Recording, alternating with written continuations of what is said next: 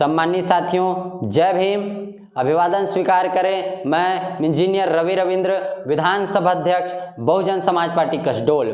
साथियों, एक खास मुद्दे को लेकर आपके बीच हाजिर हुआ हूं और मुद्दा है कि आखिर ऐसी कौन सी कमी आन पड़ी तपस्वी के तपस्या में कि इस देश के लोगों को देश की नागरिकता छोड़कर विदेशों में जाकर बसना पड़ गया।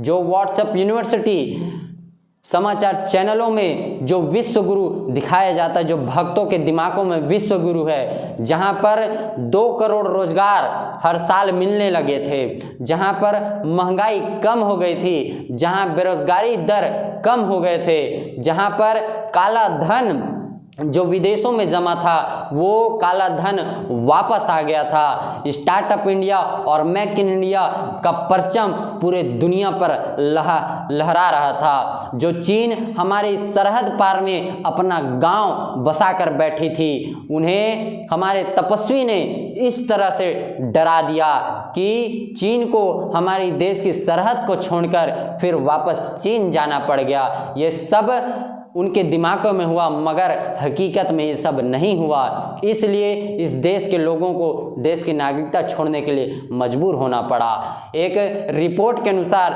2017 में 1,33,000 लोगों ने देश की नागरिकता छोड़ दी। 2018 में 1,34,000 लोगों ने देश की नागरिकता छोड़ दी। 2019 में 1,44,000 लोगों ने देश की नागरिकता छोड़ दी। 2020 में 85,000 के करीब लोगों ने देश की नागरिकता छोड़ दी और 2021 में सारे रिकॉर्ड को तोड़ते हुए 1,63,000 लोगों ने देश की नागरिकता छोड़ दी। यानी हर रोज 358 लोगों के करीब लोगों ने इस देश की नागरिकता छोड़ दी। यानी इस महज 4 से 5 सालों में इस देश को 6 लाख से भी ज़्यादा लोगों ने हमारी देश की नागरिकता छोड़कर विदेशों में जाकर बस गए।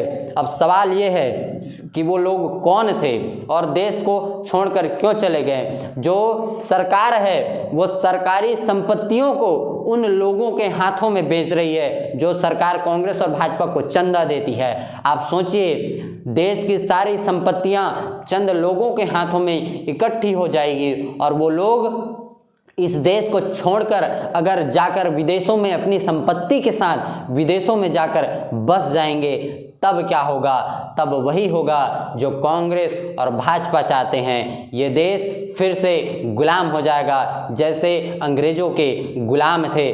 बाबा साहब अम्बेडकर ने संविधान सभा में ये कहा था कि हमें राजनीतिक रूप से तो बराबर का अधिकार है, मगर सामाजिक और आर्थिक रूप से हमें अपनी लड़ाई अपने बलबूते लड़नी होगी। आप सबको पता है कि इस देश की सारी संपत्ति चंद लोग, मुट्ठी भर लोगों के हाथों में जाकर इकट्ठी हो गई है। जरा सोचिए, ये लोग अगर देश को छोड़कर भग जाते हैं, तब इस देश के जो मूल निवासी हैं, जो लोग इस देश की बंजर जमीन को उपजाऊ बनाए हैं, जो लोग पर्वत का सीना चीरकर उसमें रास्ता बनाए हैं, जो मूल निवासी हैं, उन लोगों का क्या हाल होगा?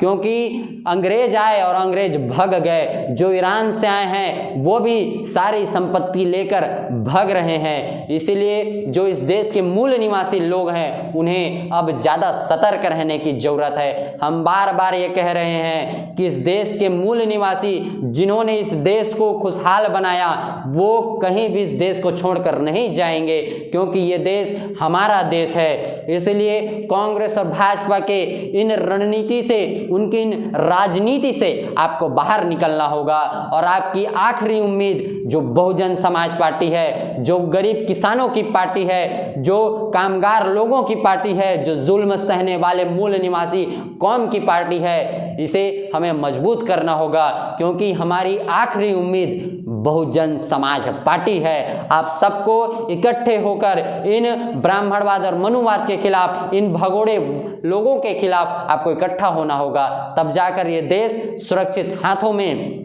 आ पाएगा। अगर ये देश सुरक्षित हाथों में रहता तो ये देश को छोड़कर जो लोग भाग रहे हैं, इस देश की संपत्तियों को जो लेकर भाग गए हैं, उन पर कार्यवाही होती, क्योंकि ये सब मिलजुल कर इस देश को बेचने में लगे हैं। इसलिए इस देश को बचाइए, अपने आने वाले भविष्य को बचाइए। जय भीम, जय भारत।